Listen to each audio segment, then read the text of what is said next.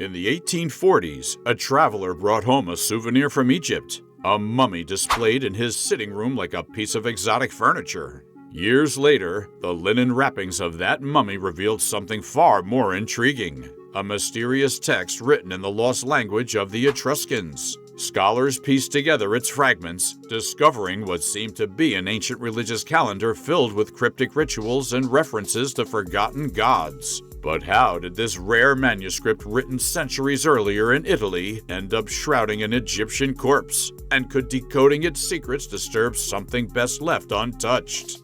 What if some manuscripts aren't just pieces of history, but warnings? Join us as we will dive deep into 4 ancient manuscripts that should never have been opened.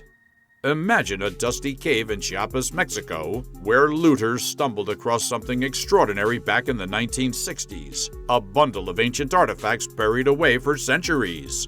Among them was a mysterious manuscript, later called the Grolier Codex. This wasn't just any old book, it was a Maya codex, its painted pages filled with strange symbols and vivid images of gods. But the real mystery? Was it real or an elaborate hoax? For decades, the Grolier Codex sat under heavy scrutiny. Experts doubted its authenticity. How could a simple manuscript with its straightforward Venus calendar and minimal hieroglyphs possibly belong to the rich and sophisticated Maya tradition? Its history was murky too. Found by looters and sold to a collector, it didn't exactly have the clean provenance archaeologists like to see. And yet, something about it kept scholars intrigued. Could it be genuine? Along with a team of researchers, Stephen Houston from Brown University decided to find out. They analyzed every inch of the codex, from the paper it was painted on to the pigments used in its illustrations. Their conclusion was stunning. The Grolier Codex wasn't just real, it was the oldest known manuscript in all of ancient America. Carbon dating placed it squarely in the 13th century, making it a relic of the late Maya world. The codex is simple but powerful. It charts the movements of Venus, a planet deeply tied to Maya belief. To the Maya, Venus wasn't just a celestial body. It was a guide for rituals, wars, and daily life. The codex's gods, depicted in bold strokes of Maya blue, are practical and grounded, representing the daily struggles and needs of the people who used it. Unlike the more famous Dresden or Madrid codices, this one felt stripped down, created during a time of decline and upheaval. And here's the wild part. If someone had forged it, they would have needed impossible knowledge. The codex depicts deities and uses pigments that weren't fully understood by modern science until decades after its discovery. A forger would have to guess every detail with eerie accuracy. The Grolier Codex is a window into a world long gone. It's not flashy, but it's real, and it reminds us of how much history is waiting, hidden in caves or beneath the earth, just for us to rediscover. But some discoveries might be left better in the dark. The Book of Soiga is one of those.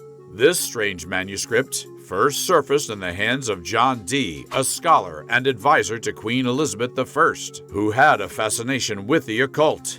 The book wasn't ordinary. It was covered in cryptic tables filled with over 40,000 letters. To anyone who looked at it, the pattern seemed meaningless, but Dee believed it held a powerful secret, and that's where things got unsettling.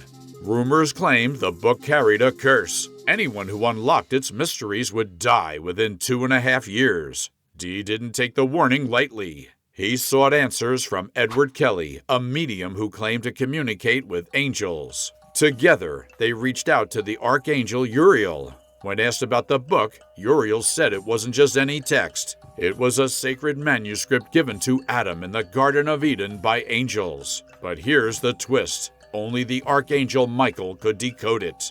No human, not even Dee, could understand it safely. Uriel refused to explain further, leaving Dee with the same questions and more fear. The book vanished from history for centuries. It wasn't until 1994 that historian Deborah Harkness stumbled upon 2 copies in libraries in England. This wasn't a joyful rediscovery. The same unsettling air surrounded the book. Even so, curiosity got the better of mathematician Jim Reeds in 2006. Using computers, he decoded the system behind the tables. They weren't random at all. Each grid followed a strict mathematical formula, starting with a magic word that acted as a seed for the letters. But what did it mean? That's the question nobody could answer. Some think the book was a tool for rituals, guiding priests or mystics in ancient ceremonies. Others suggest it was a map of the cosmos, tying celestial movements to divine meanings. The most unsettling theory? That it was a representation of creation itself, a way to mimic the act of forming the universe from a single word.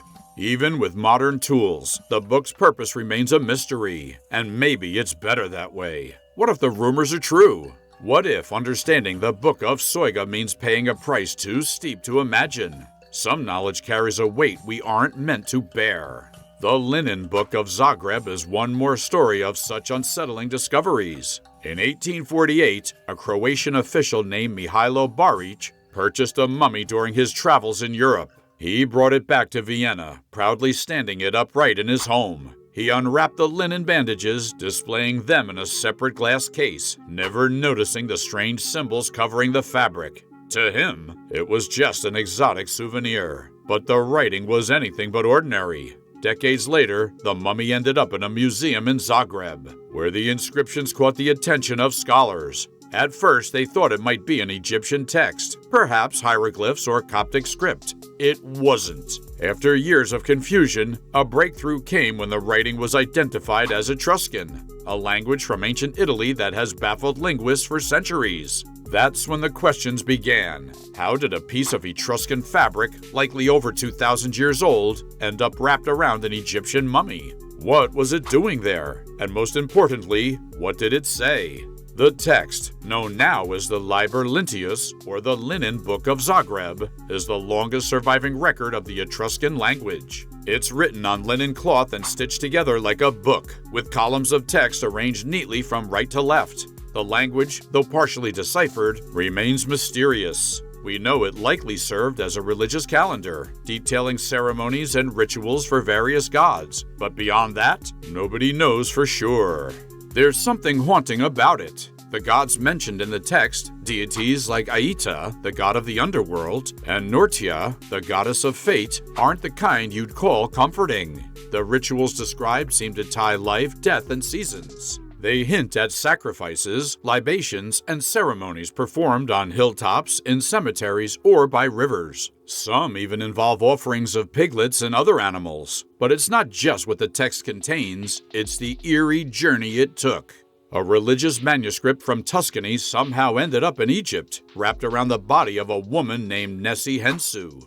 She was the wife of an Egyptian tailor, yet the papyrus buried with her suggests she lived almost a century after the linen was created. Was the cloth reused for her burial, or does its presence hint at a connection between cultures that we don't understand? And then there's the question of why it should never have been opened. What if the rituals described in the text aren't just history? What if they hold power even now?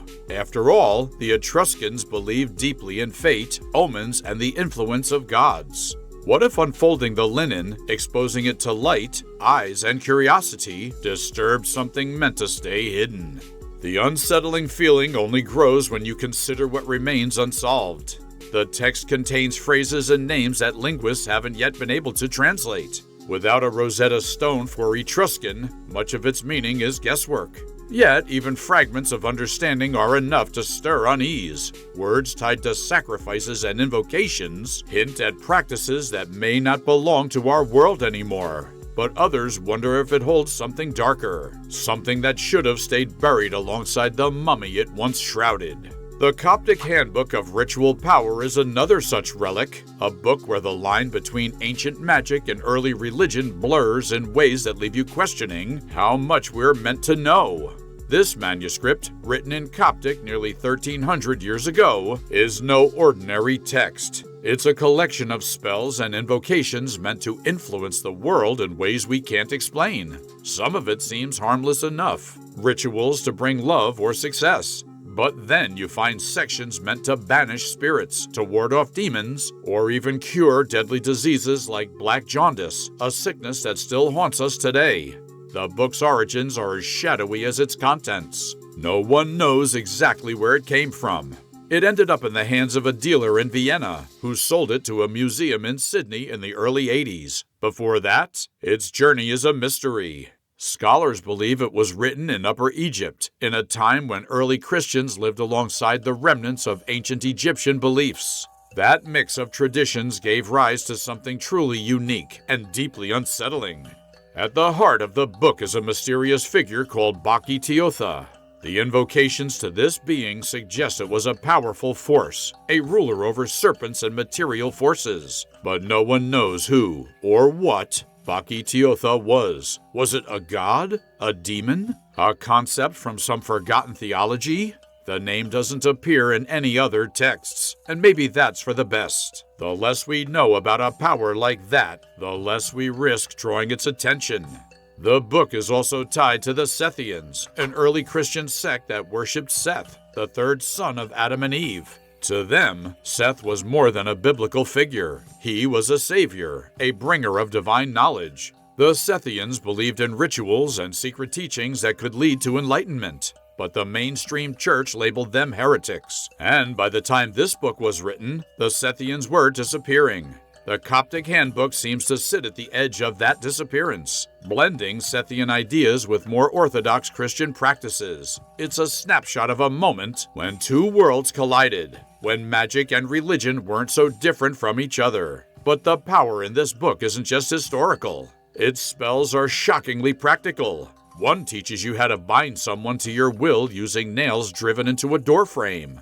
Another tells you how to call on spirits for help, or to drive them away when they come uninvited.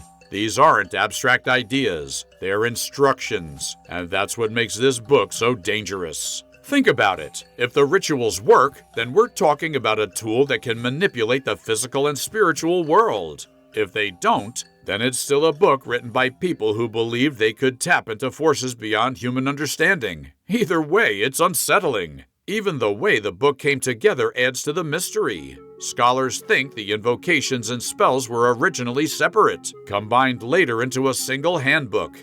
That means the person who compiled it wasn't just preserving knowledge. They were creating a tool for someone to use. But who? And for what purpose? The rituals in this book weren't meant for the average person. They required specific knowledge, materials, and perhaps even a level of spiritual risk.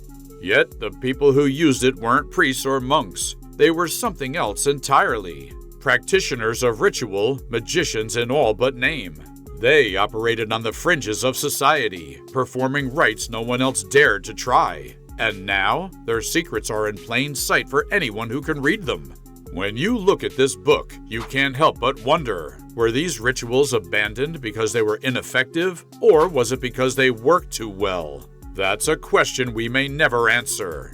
What we do know is that the Coptic Handbook of Ritual Power exists as a bridge between worlds, between Christianity and ancient Egyptian magic, between the visible and the invisible, between the known and the unknowable. And like other manuscripts we've explored, it raises a chilling question. Should we be trying to uncover its secrets at all? If you enjoyed this journey through history's most mysterious and unsettling manuscripts, don't forget to like this video, subscribe to the channel, and turn on notifications. Let us know in the comments which of these ancient texts fascinated or frightened you the most. And see you next time.